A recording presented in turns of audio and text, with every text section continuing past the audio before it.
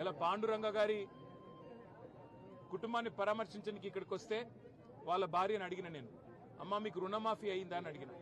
మాకు రుణమాఫీ కాలేదు సార్, మాకు 1.5 లక్ష మీద రుణం ఉండే, మాకు ₹1 మాఫ్ కాలే అని చెప్పినారు.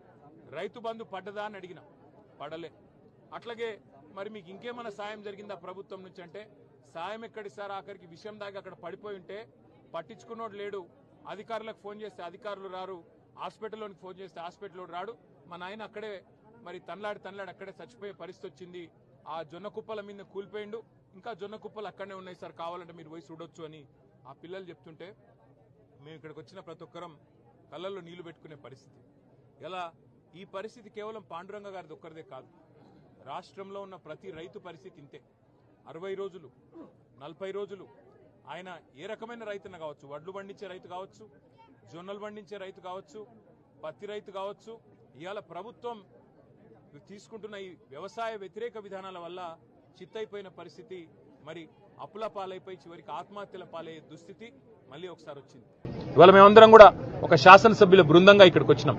మా మాజీ మంత్రి ప్రశాంత్ రెడ్డి గారు, మా హుజూరాబాద్ ఎమ్మెల్యే కౌశిక్ రెడ్డి గారు, మా కోరుట్ల ఎమ్మెల్యే డాక్టర్ సంజయ్ గారు, అట్లాగే మా జాన్సన్ రాథోడ్ గారు, మా ఖానాపూర్ నియోజకవర్గ బాధ్యులు, అయితే గౌరవ జిల్లా ఎమ్మెల్యేలు, జిల్లా నాయకులు, ముధోల్ నుంచి, నిర్మల్ నుంచి అందరం కలిసి ఇవాళ కుటుంబానికి ధైర్యం చెప్పనీకి కేసీఆర్ గారు మమ్మల్ని ప్రత్యేకంగా ఆయన బాధ చూసి, ఫోటోలు చూసి, ఆయన పేపర్ల వార్తలు చూసి కేసీఆర్ గారు చలించిపోయి ఆ కుటుంబానికి పోయి ధైర్యం చెప్పండి అని చెప్పినాడు.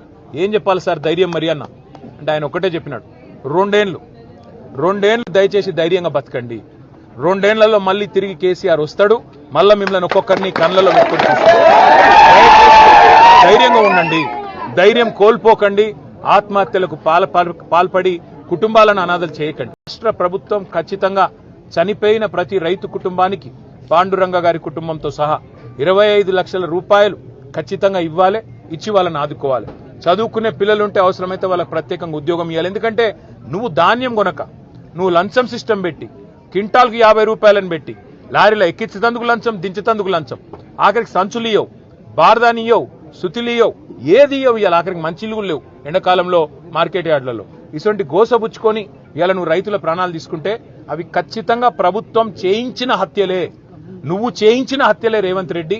అందుకే వాళ్ళని ఆదుకునే బాధ్యత, ఆ కుటుంబాలను అండగా నిలబడాల్సిన బాధ్యత రాష్ట్ర ప్రభుత్వం మీద ఉన్నది.